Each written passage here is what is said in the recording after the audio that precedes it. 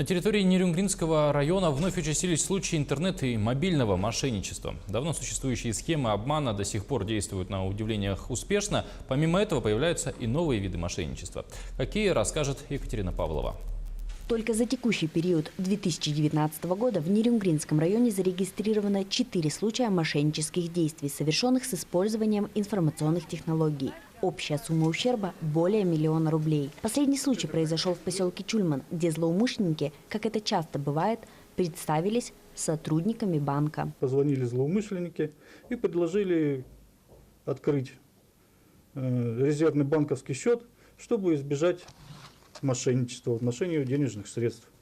Также был получен ими код банковских карт, который написан на лицевой стороне и обратной стороне, после чего у нее произошло снятие денежных средств с ее банковских карт в сумме 875 тысяч рублей.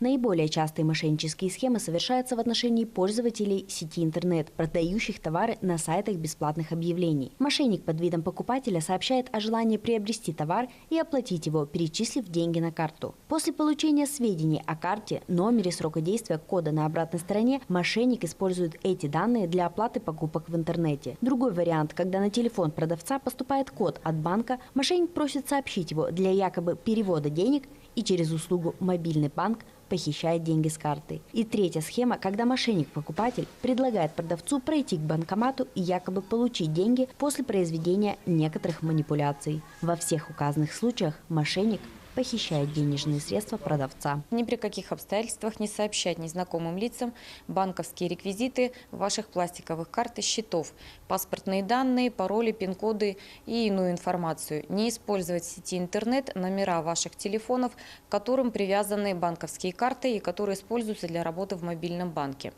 А также не производить никаких операций с банковской картой под диктовку неизвестных лиц и осуществлять денежные переводы на счета и телефонные номера незнакомых вам лиц. Чтобы не стать жертвой мошенников, совершая покупки через интернет, первое, что должно вас насторожить – требования предоплаты. Запомните, в добросовестных магазинах всегда есть альтернатива предоплате – наложенный платеж, оплата курьеру. Особое внимание уделяйте отзывам. Очень часто страницы интернет-сайтов оказываются фальшивыми. Когда продавец присылает вам номер карты, на которую нужно произвести оплату, вбейте в поисковую систему номер данной карты. Практика показывает, что многие карты помечаются в интернете как используемые мошенниками. В этом случае стоит отказаться от данной покупки. Екатерина Павлова, Вадим Барашков, Захар Головин, Нерюнгри.